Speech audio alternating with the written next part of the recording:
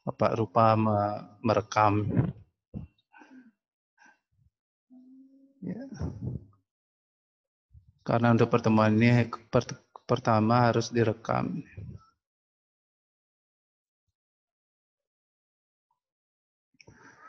Selanjutnya, kontrak perkuliahan.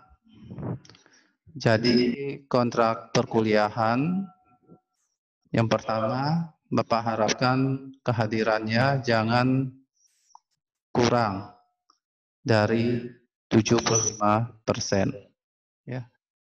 Jadi ada nanti sekitar 16 kali pertemuan termasuk UTS dan UAS. Jadi Bapak harapkan jaga kehadirannya. Ya.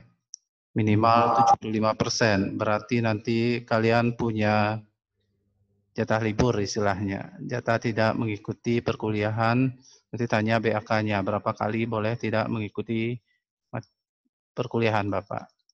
Atau berapa kali tidak boleh buat tugasnya gitu ya. Penilaian. Nah, di sini penilaiannya yaitu pertama ada tugas, kuis, keaktifan, UTS, UAS ya.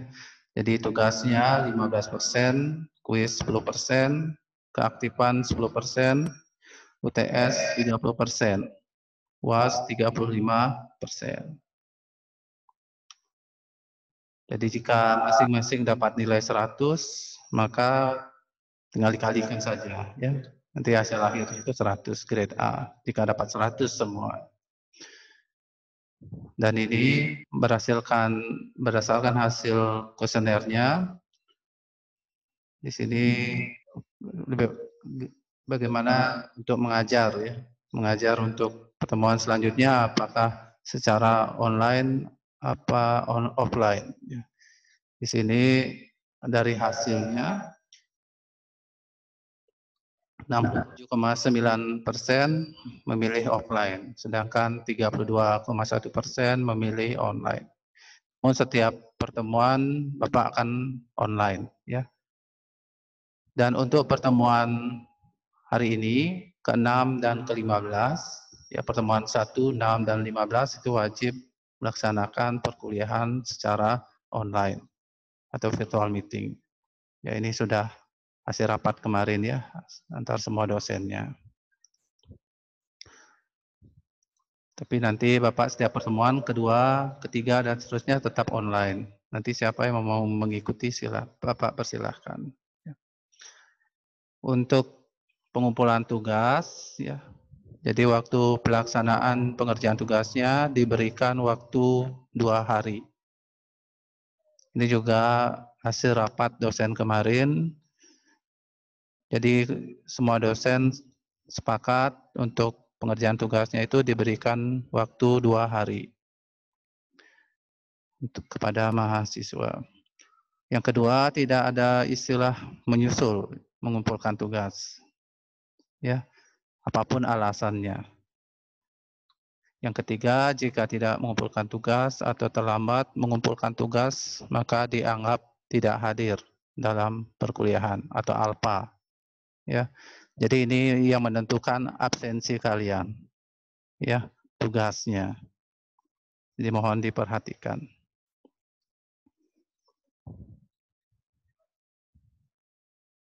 Nah itu mungkin ada pertanyaan. Tadi dulu Pak Anmut dulu. Silakan jika ada pertanyaan dengan kontrak perkuliahannya. Ada pertanyaan? Diam. Diam berarti sudah ngerti ya.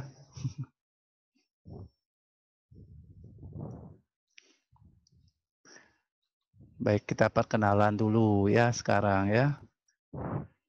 Mungkin ada yang sudah mengenal Bapak, ada yang belum mungkin ya. Yang pertama ya berdasarkan urutan partisipan aja ada 16 orang di sini ya. Pertama Ari Novita Dewi. Ari Novita Dewi. Hadir Pak. Hadir ya. Asal dari mana? Asal dari mana? Rinovita? Saya dari Tabanan, Pak. Oh, Tabanan. Mas sudah kerja atau hanya kuliah saja? Sudah kerja, Pak. Di mana? Di mana kerjanya? Di distro, Pak. Distro. Ya.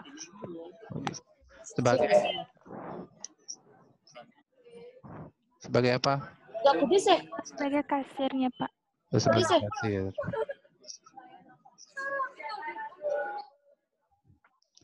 Nah, ini Pak Anmut ya. Selanjutnya Ayu Okta. Silakan. Ya. Ayu Okta. Halo. Iya. Asal dari mana? Dari Denpasar, Pak. Denpasar. Sudah bekerja? Ya.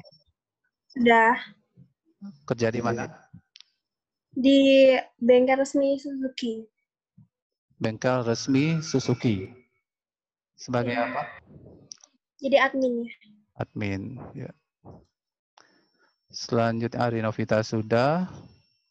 Selanjutnya Rahmania. Rahmania. Rahmania, mana dia? Saya.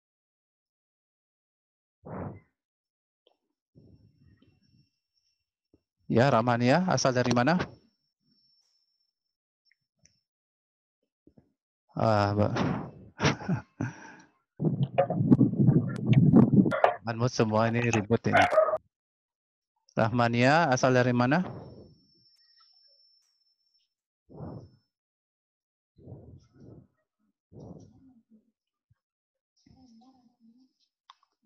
Rahmania? Oh, mungkin tidak ada. Iya, Pak. Asal dari mana? Dari Jembrana, Pak. Oh, Jembrana. Jauh. Ya. Sekarang tinggal sama paman atau orang tua? Sama kakak. Oh, sama kakak. Sudah bekerja? Iya, Pak, kerja. Di mana? Di Denpasar Barat. Nah, itu udah. Nama perusahaannya apa? Etnik. Etnik. Sebagai? Customer service. Customer service, ya. Sekarang siapa ya? Siapa udah? Enik Pramestia. Silakan Enik Pramesti. Iya, hadir, Pak. Hadir. Asal dari mana? Asal dari Gianyar, Pak. Gianyar mana? Gianyar Keramas. Keramas, jauh sekali. Gianyar. Orang tua atau PP atau gimana? Sama orang tua, Pak. Tua, berarti PP ya? Iya. Lumayan dia. Selanjutnya, udah bekerja? Apa? Sudah bekerja? Halo? Sudah bekerja? Sudah, Pak. Di mana? Sudah. Di Dinas Pendidikan, Pak.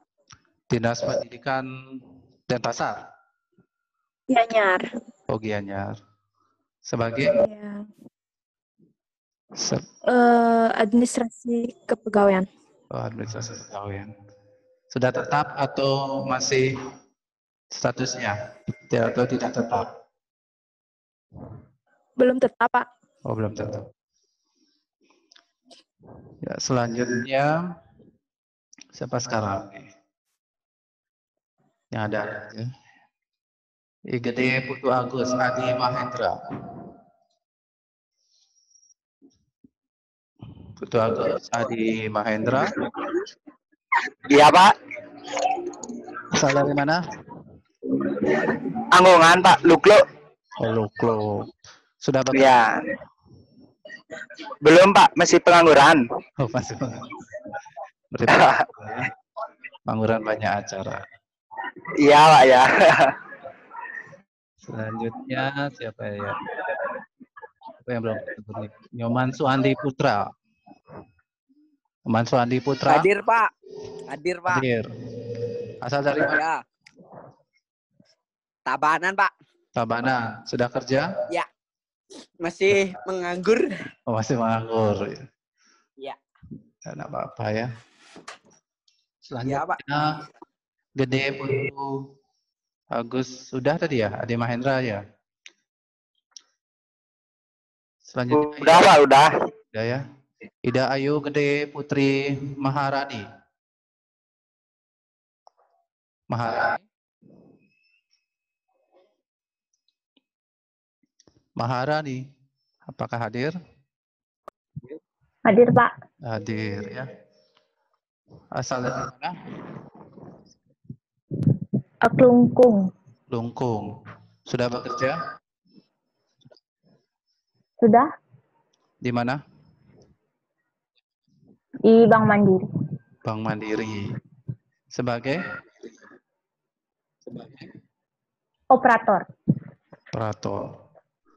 Sudah tetap atau masih statusnya tidak tetap? Tidak tetap. Tidak tetap. Karena tidak dapat gelar bisa tetap ya. Ya, sekarang, Sengkara. Pak.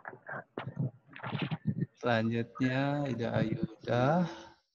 Siapa yang belum ini? Ida Ayu Putri Maharani. Mahar. Mahar. Iya, Pak. Asal dari mana? Udah tadi, Pak. Saya Kelungkung. Oh, sudah tadi ya? Heeh. Sudah ya. Selanjutnya Matilda. Ya ini loncat-loncat ini daftar nama di partisipan. Matilda Ekawati WA. Ya, Pak. Ya, Pak, hadir, Pak. Asal dari mana? Dari Manggarai Flores, Pak. Dari Flores. Sudah bekerja? Sudah, Pak. Sudah. Di mana? Bekerja di PT Melena Perkasa Sejahtera Indosat, Pak. Indosat. Sebagai Administrasinya, Pak. administrasi. Ya. Selanjutnya sekarang Melania Endang ya. Endang mungkin belum. Endang. Melania Endang. Endang. Hadir. Ya, hadir, Pak. Asal dari mana? Dari Flores Manggarai, Pak. Flores Manggarai. Sudah bekerja? Pak, masih nganggur. Masih nganggur. Ya. Selanjutnya siapa tadi ya? Ini lah, ikon-ikonan apa ini? Putri Maharani. Putri Maharani. Iya, Pak. Asal dari mana? Kampung dari Tabanan, Pak. Tabanan. Sudah bekerja? Sudah, Pak. Bekerja di mana? Di Monang Maning, Pak. Monang Maning. Sebagai Admin klaim asuransi. asuransi. Asuransi apa ini? Mobil, Pak. Mobil.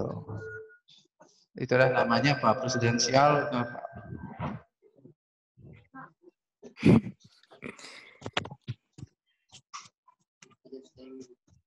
Asuransi mobil. Prudensial atau apa? Iya, Pak. Semuanya ada, Pak. Oh, semuanya. Saya bagian ya umum soalnya. Nah, dulu Bapak pernah di asuransi juga. Tahun 2009 di Commonwealth. Ya. Di sekretaris dulu. Tapi berhenti 1 tahun aja. Berhenti. Saya soalnya di bengkelnya sih, Pak. Jadi saya nerima klaim-klaimnya Oh, di asuransi. Iya. Kiraan agennya. Selanjutnya Sinta Tresna. Sudah ya tadi Pak sebut. Sinta Tresna. Hadir, Pak. Ade. Asal dari mana? Dari Kelungkung. Sudah Pak sebut tadi ya? Belum ya?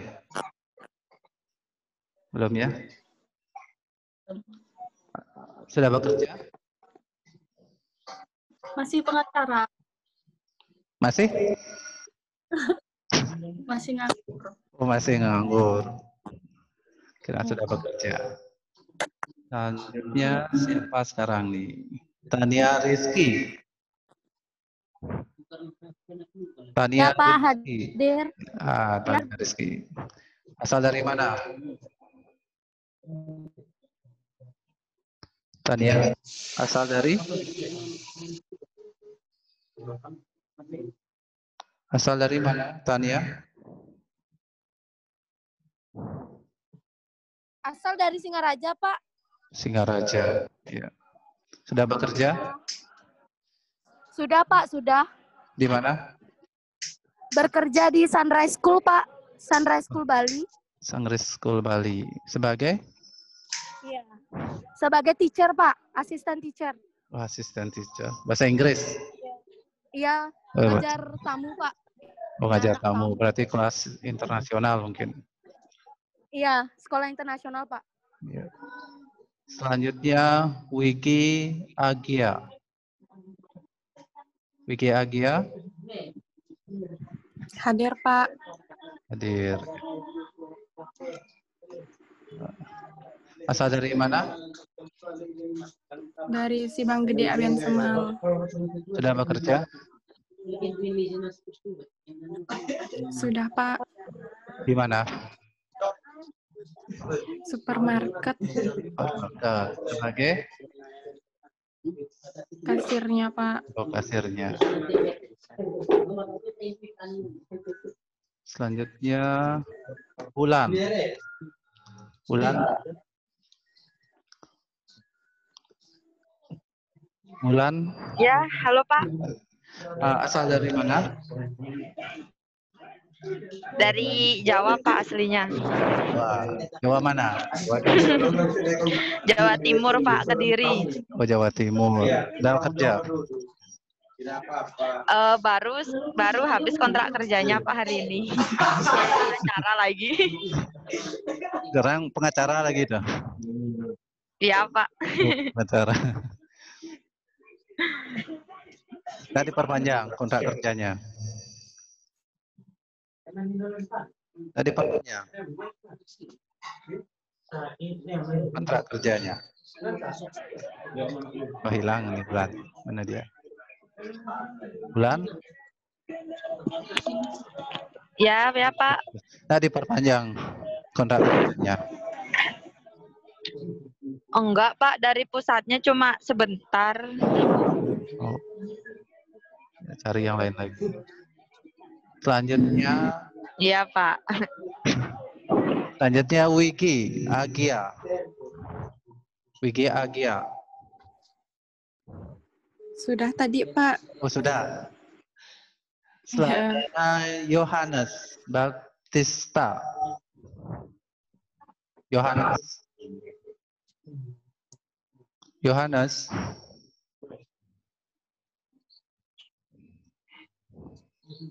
Yohanes. Yohanesnya ada adanya. Yohanes Pak. Jaringan Pak. Iya. Ya hadir. Nih, ya hadir. Asal dari mana? Ya. Flores Pak. Flores. Sudah bekerja? Flores Manggarai. Belum Pak. Belum. Masih nganggur. Oh, masih nganggur. Ya Pak. Ada yang belum Bapak sebutkan? Ada Pak. Siapa? Maria Sonya Siki. Mariano Sonya Siki ini. Asal dari mana? Dari Kupang NTT Pak. Pak NTT. Sudah bekerja? Belum bekerja, masih nganggur. Masih nganggur. Enggak apa-apa. Iya. Ada lagi yang belum Bapak sebutkan? Ada ya? Ada yang belum? Bisa kita lanjut materi. Kasih isi aja materi sedikit. Supaya mengingat saja. Ya. Mut all Bapak mute ya.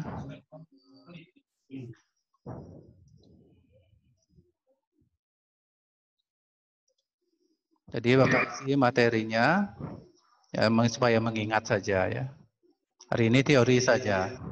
Untuk pertemuan berikutnya baru Bapak berikan hitung-hitungan. Jadi materi hari ini yaitu pengertian sistem informasi akuntansi ya. Jadi sistem itu merupakan cara ya. Jika informasi adalah sesuatu yang memiliki value atau nilai, berarti sebuah cara untuk mendapatkan sebuah data nantinya. Data apa? Data akuntansi ya. Jadi simpel aja sistem informasi akuntansi. Untuk akuntansi di sini, nah ini untuk mengingat saja, mungkin kalian sudah belajar ya di mata kuliah pengantar akuntansi, akuntansi biaya, akuntansi lanjut gitu ya. Akuntansi di sini artinya sebuah pencatatan, klasifikasi, peringkasan dan pelaporan ya. Jadi dari pencatatan dulu ya. Jadi nota-nota yang didapatkan atas transaksi yang terjadi itu kemudian dicatat satu persatu ya. Jangan sampai hilang nanti nota-nota itu karena itu sebagai bukti transaksi. Jadi dicatat, kemudian hasil pencatatan itu akan masuk ke dalam jurnal umum ya. Setelah dicatat ke masuk jurnal umum baru diklasifikasikan atau dikelompokkan untuk masing-masing akunnya supaya diketahui saldo akhirnya. Adapun nama untuk mencatatnya dinamakan dengan buku besar. Buku besar pun ada dua ya. Cuma mengingat saja, buku besar biasa dan buku besar pembantu ya. Setelah ke buku besar kemudian diringkas atau dibuat kesimpulan untuk masing-masing akunnya dari saldo akhirnya. Jadi nanti hasil peringkasannya akan masuk ke dalam neraca saldo ya. Neraca saldo. Nanti adapun ketentuan di neraca saldo itu antara debit dan kredit itu harus seimbang ya nilainya. Misalkan di debitnya 1 juta, di kreditnya juga harus 1 juta. Misalkan tidak seimbang, berarti nanti akan ada kesalahan di buku besar atau di dalam penjurnalannya. Ya, itu peringkasan. Setelah diringkas di dalam neraca saldo akan masuk ke dalam pelaporan ya. Nanti dilaporkan entah itu laporan laba rugi yang menggambarkan keuntungan ataupun kerugian yang dialami oleh perusahaan, lalu ada laporan perubahan modal, lalu ada laporan neraca, di mana neraca di sini merupakan suatu laporan yang menggambarkan aset, utang, dan ekuitas yang ada di dalam perusahaan. Yang terakhir baru ada laporan arus kas. Ya, arus kas itu dibagi menjadi 3. Arus kas berdasarkan operasi, arus kas berdasarkan investasi, dan arus kas berdasarkan pendanaan. Ya, itu ya untuk pelaporan. Lalu bagaimana makna akuntansi sebagai sebuah sistem informasi? Tentunya di sini akuntansi merupakan sebuah sistem di mana di dalamnya terdapat informasi-informasi keuangan perusahaan sehingga nantinya pihak manajemen bisa mengambil keputusan ya. Keputusan yang akan diambil tentunya akan berpedoman terhadap situasi keuangan yang ada di dalam perusahaan. Selanjutnya pemakai informasi akuntansi ada intern dan ekstern. Jadi internnya yaitu manajernya, pimpinan, kepala bagian ya. Jadi di sini pimpinan perusahaan tentunya harus berkoordinasi ya dengan kepala bagian, entah kepala bagian administrasi ataupun kepala bagian accountingnya ya. Lalu yang kedua pihak yang memakai informasi akuntansi di sini adalah pihak ekstern. Ada pemilik perusahaan, pemberi pinjaman, pemerintah dan investor. Jadi pemilik di sini jika dia bersifat eksteran berarti dia menyerahkan semuanya kepada manajer atau pimpinan perusahaan. Jadi dia terima beres saja. Dia cuma ingin tahu nanti apakah perusahaan itu untung ataupun rugi tanpa mencampuri urusan manajemen yang ada di dalam perusahaan. Kemudian ada pemberi pinjaman. Jadi pemberi pinjaman akan memakai sistem informasi akuntansi di dalam menentukan apakah pinjaman itu di ACC atau tidak, ya. Jika di ACC berarti pinjaman bisa dicairkan, kalau tidak ya tidak bisa diberikan. Yang ketiga, pemerintah. Jadi pemerintah juga menggunakan informasi akuntansi yang ada di perusahaan dalam hal pelaporan pajaknya. Jadi setiap laporan keuangan yang dimiliki perusahaan akan ditinjau oleh bagian Dirjen Perpajakan. Nanti apakah wajar atau tidak wajar, itu pajak yang mempunyai keputusan. Yang keempat yaitu investor. Jadi investor di sini menggunakan laporan akuntansi perusahaan yang bertujuan untuk menentukan apakah perusahaan itu layak atau tidak layak untuk diberikan suntikan modal, ya. Jadi dilihat dari laporan keuangannya. Biasanya dilihat dari rasio laporan keuangan. Jadi rasio laporan keuangan itu akan ada debt to equity, ya. Itu menggambarkan rasio antara utang dan equity, ya. Jika rasio DR-nya itu atau debt equity rasionya itu di atas 100% berarti perusahaan itu akan mengalami kebangkrutan, ya. Kenapa bangkrut? Karena utangnya lebih besar daripada modal perusahaan. Ya. Itu salah satu cara melihat, ya, rasio di dalam laporan keuangan. Jadi rasio itu banyak, ya. Ada ROE juga, ROE, ya, return on equity. Jadi laba bersih setelah pajak dibagi equity-nya, ya. Nah itu ada ROE, ada ROA juga, ya. Return on asset. Jadi asetnya dilihat perbandingan antara laba bersih setelah pajak dibagi dengan total aset, ya. Jika nilainya di atas 50% atau 60%, di atas 60% itu sudah kinerja perusahaannya bagus, ya. Jika di bawah 50%, maka kinerja keuangan perusahaan itu tidak baik, ya, atau kinerjanya kurang baik. Selanjutnya karakteristik, ya. Karakteristik kualitas informasi akuntansi. Jadi karakteristik bagaimana karakteristik dari sebuah laporan keuangan. Yang pertama ada relevan.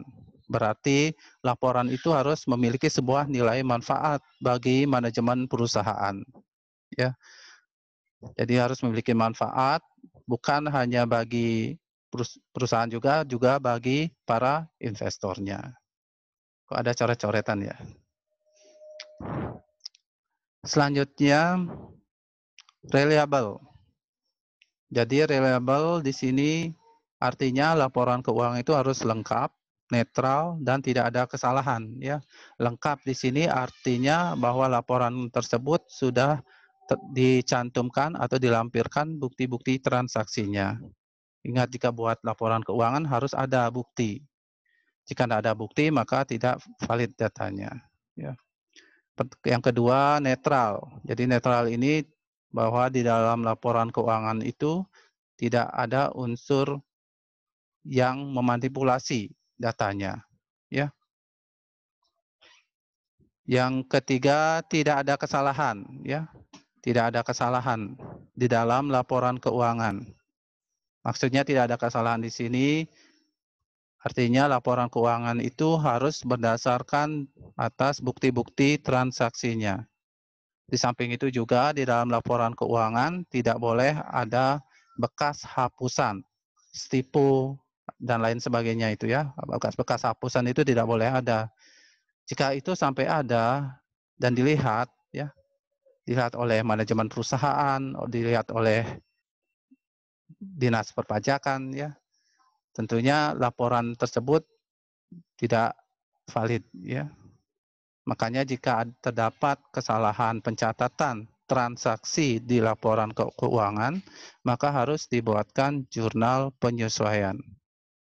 Nah, jurnal penyesuaian nanti peringkasannya dalam bentuk neraca lajur nanti ya. Nah, itu ya. Selanjutnya ketepatan waktu ya. Jadi ketepatan waktu di dalam membuat laporan keuangan di sini tentunya harus diikuti oleh kinerja dari para accounting-nya juga ya. Apakah accounting-nya mampu ya memenuhi deadline dalam membuat laporan keuangannya. Jadi harus tepat waktu. Di samping itu juga, kenapa harus tepat waktu? Karena dalam pelaporan pajaknya juga ya, mungkin dari pajak harus tanggal sekian melaporkan pajaknya. Jadi ketepatan waktu diperlukan. Yang keempat, dapat dipahami. Ya, dapat dipahami di sini laporan keuangan yang disajikan tentunya bisa dipahami oleh pihak-pihak yang memerlukan. Ya, entah itu pimpinan perusahaan atau perpajakan.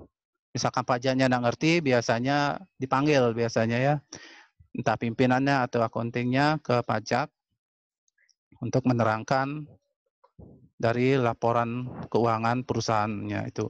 Misalnya ada dianggap rancu ya laporannya. Yang terakhir komparatif ya. Jadi komparatif di sini artinya laporan keuangan itu bisa dipakai sebagai sebuah perbandingan. Perbandingan antara satu periode dengan periode yang lainnya. Sehingga bisa diketahui nanti kinerja perusahaan itu bagaimana. Apakah kinerjanya bagus atau tidak. Ya. Nah, di dalam akuntansi terdapat 10 prinsip dasar. Ya, ini cuma mengingat ya. Mungkin sudah dapat di pengantar akuntansi. Jadi 10 prinsip dasar akuntansi. Yang pertama ada prinsip entitas ekonomi, di mana aset yang dimiliki oleh sebuah perusahaan harus dipisah dengan aset milik pribadi. Kenapa harus dipisah? Karena supaya kita tahu ya bagaimana kinerja perusahaan itu ya. Jika digabung kan rancu jadinya. Mana yang aset milik perusahaan, mana aset milik pribadi atau pemilik ya. Makanya harus dipisah ya. Yang kedua ada prinsip periode akuntansi, di mana terdapat penilaian dan pelaporan keuangan sebuah perusahaan dibatasi oleh periode waktu tertentu. Maka di dalam prinsip periode akuntansi di sini akan terdapat istilah buka buku dan tutup buku ya di dalam pembukuan. Biasanya periodenya 12 bulan ya. Selanjutnya prinsip satuan moneter. Jadi pencatatan transaksi keuangan hanya dinyatakan dan diukur dalam bentuk mata uang ya. Nanti mata uangnya disesuaikan. Jika di Indonesia tentunya rupiah, jika negara lain ya disesuaikan dengan mata uang bersangkutan ya. Prinsip berkesinambungan usaha. Jadi usaha itu akan berjalan secara konsisten dan berkesinambungan tanpa adanya pemberhentian usaha ya. Jadi selama usaha itu berjalan maka transaksi-transaksi itu akan tetap ada ya. Laporan keuangannya juga tetap ada. Lalu prinsip biaya historis ya yang kelima.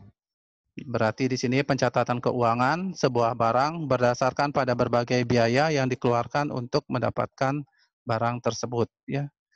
Jadi historis di sini bisa dijadikan sebagai sebuah acuan nanti di dalam membuat anggaran ya. Karena kita sudah punya data historis baik itu pembelian maupun penjualan ya. Jadi kedepannya kita bisa membuat sebuah rencana pembuatan anggaran biaya. Selanjutnya yang keenam, prinsip pengungkapan penuh ya. Jadi jika terdapat informasi yang tidak dapat dimuat di laporan keuangan maka bisa dibuat keterangan tambahan ya. Jadi jika di dalam laporan keuangan misalnya informasinya kurang nanti bisa dilampirkan ya tambah-tambahan. Adapun nanti lampirannya itu tentu akan diberikan nanti ya masukan-masukan oleh berbagai pihak ya. Misalkan di pajak, nanti jika kita menyerahkan laporan keuangan, nanti data apa yang kurang, ya itu nanti diberitahu oleh pajak biasanya. Jika kita tidak bisa mempertanggungjawabkan, ya siap-siap saja diaudit ya. Jadi petugas pajaknya datang ke perusahaan, dia audit dari A sampai Z nanti biasanya. Selanjutnya prinsip pengakuan pendapatan. Ya, pendapatan muncul karena adanya kenaikan keuangan yang diperoleh dari sebuah aktivitas usaha. Jadi jika ada pendapatan berarti ada apa? Berarti ada uang masuk ke dalam perusahaan, ya. Ada pendapatan. Jika di dalam penjurnalan itu kas pada pendapatan. Jadi kasnya sebelah debit, pendapatannya sebelah kredit, ya. Selanjutnya yang nomor 8, prinsip mempertemukan, ya. Biaya yang dipertemukan dengan pendapatan sudah diterima perusahaan. Hal ini memiliki tujuan untuk mendapatkan hasil mengenai besar dan kecilnya laba, ya. Jadi jika pendapatan dikurangi beban akan mendapatkan laba bersih, ya.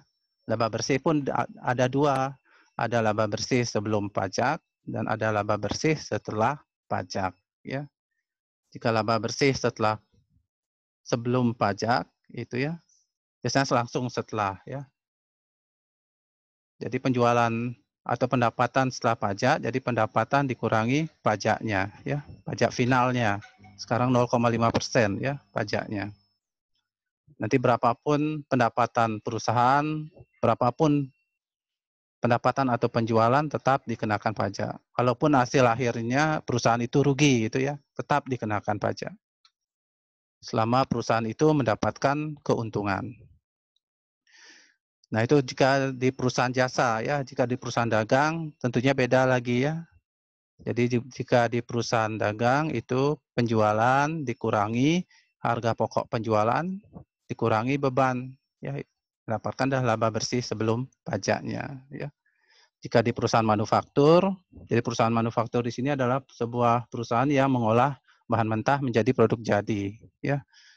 Nanti itu sistem pelaporannya yaitu penjualan dikurangi harga pokok produksinya, dikurangi harga pokok penjualan, lalu dikurangi beban ya, beban operasional, baru mendapatkan laba bersih sebelum pajaknya. Yang ke-9, prinsip konsistensi ya. Prinsip konsistensi berarti nanti laporan keuangan tersebut tidak berubah dalam prosedur, metode ataupun kebijakan yang diterapkan oleh perusahaan. Jadi harus konsisten. Konsisten di sini dalam artian penentuan nomor akunnya ya, lalu nama akun. Jadi sekali itu ditentukan harus konsisten selama perusahaan itu berdiri. Jadi tidak boleh diubah bagaimana formatnya dan lain sebagainya. Biasanya mengalami perubahan apabila terjadi pergantian staff accounting biasanya ya. Nanti sebelum staff accounting itu diganti, biasanya di dalam perusahaan akan ada masa transisi antara staff accounting yang lama dengan staff accounting yang baru. Jadi tidak langsung diberhentikan staff accounting yang lamanya, tapi ada masa transisinya. Itu bertujuan agar perusahaan itu menerapkan prinsip konsistensinya. Selanjutnya yang ke-10, prinsip materialitas ya. Pencatatan dan pengukuran informasi dapat dilakukan secara material atau bernilai nominal. Prinsip ini juga menentukan apakah sebuah laporan keuangan perlu ditulis ulang atau hanya dikoreksi. Jadi ingat, jika dikoreksi tentunya akan ada ya, mungkin ada kesalahan ya di dalam laporan keuangan tersebut, sehingga nantinya harus ada dibuatkan penyesuaian-penyesuaian di dalam laporan keuangannya. Baik, itu penjelasannya. Nah, ini terakhir nanti akan ada tugas ya. Mungkin kalian sudah mengecek ya tugasnya. Nah, silakan dicek. Untuk tugasnya itu pertemuan pertama silakan dikerjakan tugas yang sudah Pak upload ya di Google Classroom-nya. Batas akhirnya besok ya, hari Sabtu. Karena 2 hari ya. Jadinya besok.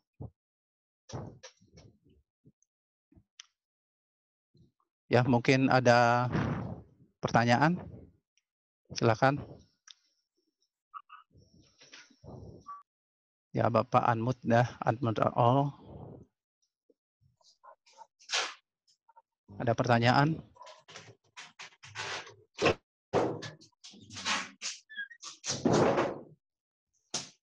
Diam ini. Ada pertanyaan enggak? Pak. Gimana? Udah Ada? jelas, Pak. Gimana? Sudah jelas? Ya, Pak. Yang lain gimana? Sudah jelas? Sebelum Bapak akhiri? Untuk tugasnya udah jelas juga ya? Ya, Udah Pak. jelas, Pak. Baiklah, ya. Karena tidak ada pertanyaan, maka untuk pertemuan pertama ini Bapak akhiri ya. Nanti untuk pertemuan kedua Bapak online-kan juga, tapi terserah kalian mau ikut atau tidak ya. Karena Iya, Pak, ya. untuk pertemuan kedua Bapak akan berikan hitung-hitungan. Ya, tidak cuma pertemuan pertama ini Bapak berikan teori saja, cuma mengingat. Baik, demikian yang dapat Bapak sampaikan. Terima kasih atas perhatiannya dan selamat malam.